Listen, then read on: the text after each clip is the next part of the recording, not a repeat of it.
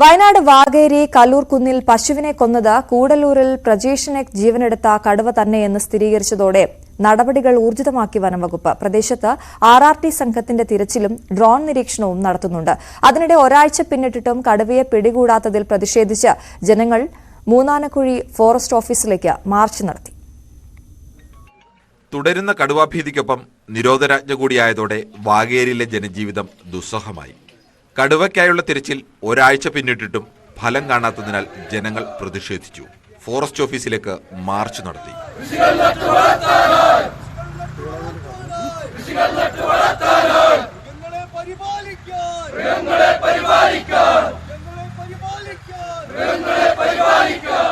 കഴിഞ്ഞ ദിവസമാണ് വാഗേരി കല്ലൂർകുന്നിൽ സന്തോഷിന്റെ പശുവിനെ കടുവ കൊന്നത്.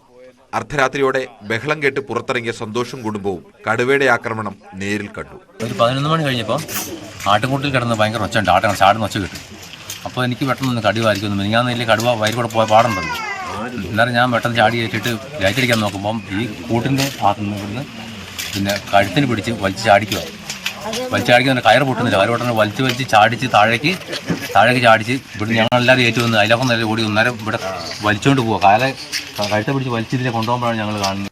വട്ടത്താനി ചൂണ്ടിയാനിക്കവലയിൽ വൈകുന്നേരം പുല്ലരിയാൻ പോയ ആണ്ടൂർ വർക്കിയും കടുവയെ നേരിൽ കണ്ടു.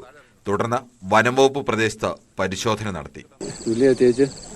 വാരിക്കെട്ടിന്നാ കൊണ്ടുവരാൻ ബാക്കി കരയ്ക്കുന്ന എത്താന്ന് പറഞ്ഞ് പോരുമ്പോൾ ഒരാളിങ്ങനെ ഉങ്ങിഞ്ഞ വരുന്നുണ്ട് മെല്ലെ. അവിടെ ഈ പുല്ല് കിടക്കുക. അങ്ങനെ അവിടെ നിന്ന് കൂടി രക്ഷപ്പെടുകയത്. വാഗേരി കൂടല്ലൂരിൽ നിന്ന് 5 കിലോമീറ്റർ അകലെയാണ് കല്ലൂർകുന്ന്.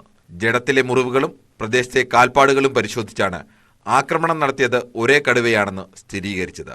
കല്ലൂർ DFO അജിത് K രാമന്റെയും റേഞ്ചർ അബ്ദുൾ സമദിന്റെയും നേതൃത്വത്തിൽ കടുവയെ പിടികൂടാനുള്ള നടപടികൾ ശക്തമാക്കി. ഉടമസ്ഥൻ ഈ പശുവിനെ ഇന്ന് ഈ കടുവയ്ക്ക് ഇരയായിട്ട് നൽകാമെന്നുള്ളത് സമ്മതിച്ചിട്ടുണ്ട്. നമ്മുടെ കയ്യിലുള്ള ഏറ്റവും വലിയ കൂട് തന്നെയാണ് ഇന്ന് നമ്മൾ കൊണ്ടുവരുന്നത്. ഈ പശുവിനെ നമ്മൾ ഇരയായി വെച്ച് ജനവാസ കേന്ദ്രത്തിൽ നിന്ന് മാറ്റി സുരക്ഷിതമായ ഒരു സ്ഥലം നോക്കി ഈ കൂട് നമ്മൾ സ്ഥാപിക്കുകയും ആ കൂട്ടിൽ പരമാവധി ഡിസ്റ്റർബൻസ് ഒഴിവാക്കുകയും ഈ കടുവയെ ഈ കൂട്ടിൽ കയറ്റാൻ സാധിക്കും എന്ന് തന്നെയാണ് നമ്മൾ പ്രതീക്ഷിക്കുന്നത്.